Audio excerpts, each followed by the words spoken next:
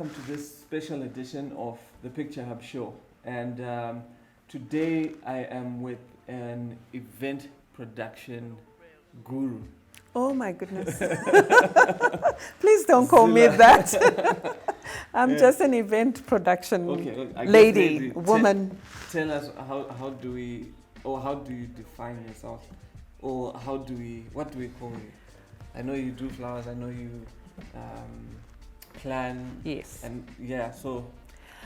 You know, lately I found that I'm moving more into production rather than just do design or being the creative, coming up with creative concept. I love production, so I think I'm a producer. I'd love to event producer. Okay. Yes, I think I like that.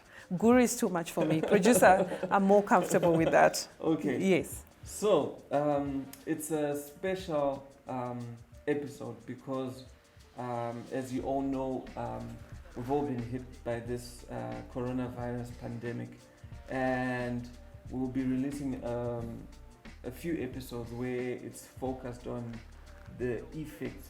So the thing is, with corona, you might not be infected, but it will affect you. Oh, you know? Definitely. Yeah. We're all affected, and I think what happened just a couple of weeks ago, a lot of people were sending jokes and they thought it was very funny, yeah. And we're looking at China and just thinking, oh my goodness, it will never get to us, and boom, it has. It's here, and it has affected us. Yes. In a big way, most sectors, and mostly the events industry, and we're seeing it now because flights are cancelled. And you and I know most of our clients come from the diaspora. Yes. And some of our supplies come from overseas. So we've been affected in a huge way, and I think we need to have the conversation.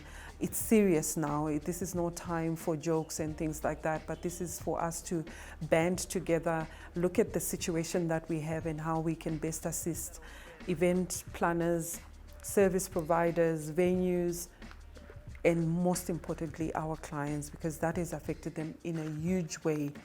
I'm just thinking of the bride who has been dreaming of this day for years, and they've been planning for months. Only for some, for this weekend, it's been cancelled. For April, no more wedding. For May, no more wedding. And God knows when we are able to have these events come up. No, now I can imagine like a wedding it's a big deal. There's a lot of planning that goes into it. I think for us, sometimes you get people who plan or book at least a year in advance. Yes. And now just imagine you've been planning and putting everything together for like a whole year, only to you even have your dress. You've got your makeup person. Yes. So what do we do in situations like that? What happens? What do I as a service provider do? What do they as a client do? Sure. We've been having conversations over the past 2 days with a lot of service providers, and for one thing I need to stress is be proactive. Let's not wait and think, oh, this thing is gonna boil over and somehow it will disappear. I think let us be proactive. For me, as a wedding planner, what I did for my own situation, I straight away got in touch with my clients who are in Germany. I got in touch with them and said, guys, the announcement has been made. What are you thinking? I put the ball in their court as to what they wanted. Yes. So I put them first and say, what would you want? What dates are you looking at? They gave me a few dates. The second thing that I did, I then contacted the venue to see if those dates are available. Thank God they were available. So we got that sorted out first. That definitely we're going to postpone. Yes. Thank God the venue that we're dealing with agreed to a free change. However, they're offering a free change because they do understand the verity of the situation. Yes. So we changed the date, and then I phoned the key service providers. And my key service providers are your catering. and your photography, your videography, and then right down to makeup. Because there's certain specialized services that we have to make sure those services are available. So that's what we did. And then once I had spoken to all the service providers and what their terms and conditions were for their cancellation, thank God everyone is on board with a free postponement. Okay. Yeah. And so we managed to then get the email out, and now we have a new date, and our wedding is going ahead on August the 30th. Thank God that managed to happen. I know it's not the same for everyone else. Yes, because my next question was going to be, I don't have an event production guru. Producer. Yes. What do I happens then? This is the time to call me. But anyway, this is the time to engage your service providers. I know many people don't like event producers or event planners, but I think it's key, it's critical that especially in times like this. In times like this, they come in handy to navigate these difficult conversations. So my advice to a bride who's been doing it all alone, first port of call is to phone your venue, because that's where you're going to have your wedding. Phone them, engage them. And I want to add this, Costa, that as a company, we went ahead and phoned the various venues that we know are very busy with weddings, and most of them are on board with free postponements. However, some of them, with regards to cancelling the wedding, the cancellation policy comes into play, because they're saying that this pandemic, it's an act of God, and also the situation that we have is not forever, so you can postpone. You've got the option to postpone. So we're really encouraging our clients to postpone rather than to cancel, because they will lose out. So venues are allowing you to defer, but if you choose not to do that, you're forfeiting your deposit. Yeah. So I'm really encouraging brides out there to postpone, or companies to postpone their events at a later stage, because it becomes a win-win situation for everyone. I really encourage the bride to also look at the venue. They've got workers that they need to look after.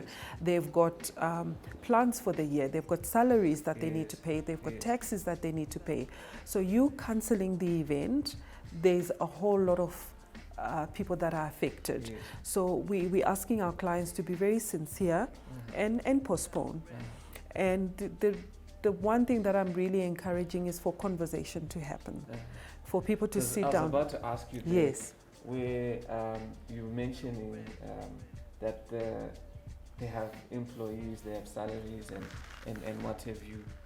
And I can imagine maybe a bride might, or a couple or a family might feel like, okay, that's none of my concern. I gave you my money, and this thing needs to happen. Like, how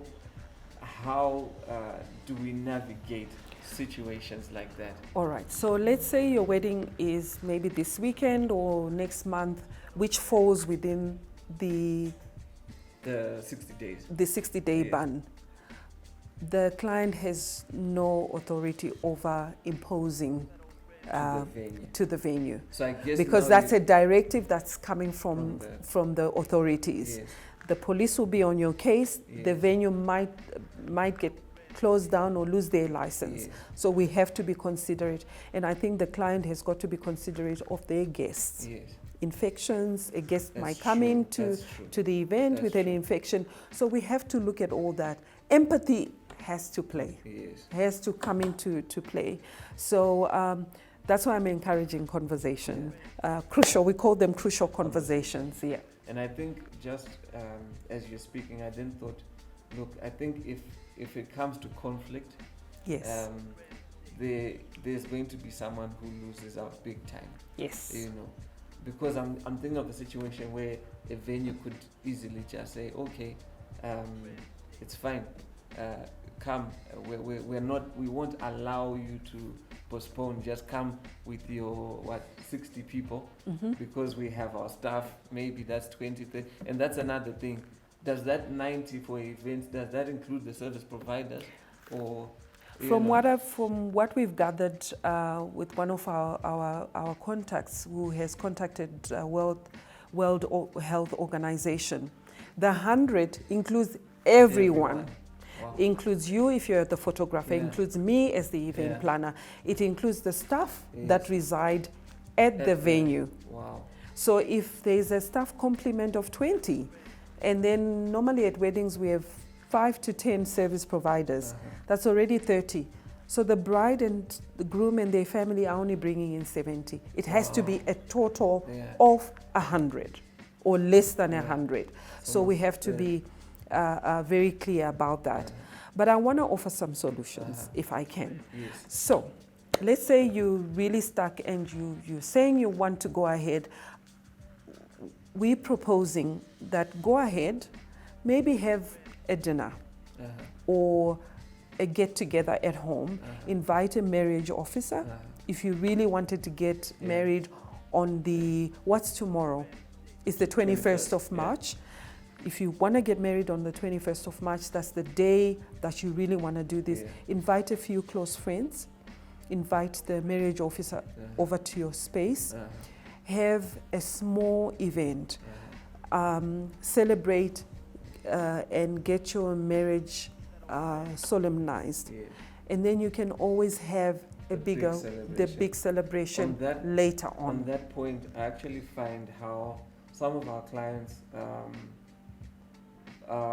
clients who maybe they got married like years ago, and maybe they could not afford. I have one special client. Well, they're all special. Yes. I have one client who is based in South Africa, and he promised his wife the dream of the wedding of her dreams. Yes. And he said, "Look, I won't do it now. I will do it later." And I think it took them a few years, because when they had the wedding was last year. They've got about 2 or 3 kids. Yes. You know, but that wedding was just amazing. You know, and it's an option. It's an option. We're not rushing to go anywhere. So that's the option that I'm offering. I had a similar situation where my husband and I, 25 years ago, couldn't afford a big wedding. We invited 30 of our very close friends. I made sure I had a very good photographer. So if you look at my wedding pictures, you think I had a big thing. But we had 30 of our very close friends, and that's what we could afford. And maybe we are moving towards that. And you can always have a celebration when the cloud has moved, the COVID cloud has moved. Have a bigger celebration, a party, a braai, and we can always plan rather than go into these 60 days and be at your wedding and being, what can I say, worried that someone might get sick. I wouldn't want to have an event like that where everyone is tiptoeing around everyone and they're worried. And you know, Zimbabweans, we celebrate. We love to dance. We love to hug.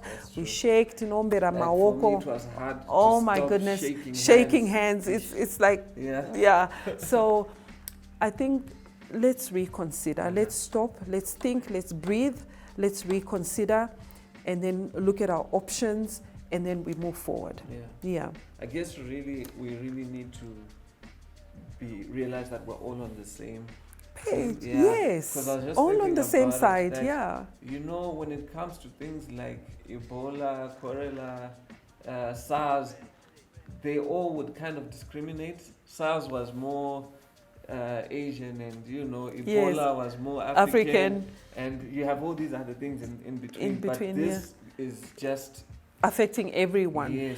Yes, it's affecting everyone, and I really pray, Costa, that people will come onto the table and find a way forward. And I just pray that we don't have too many conflicts going on, but we have a place where we can discuss issues and find an amicable solution and map a way forward.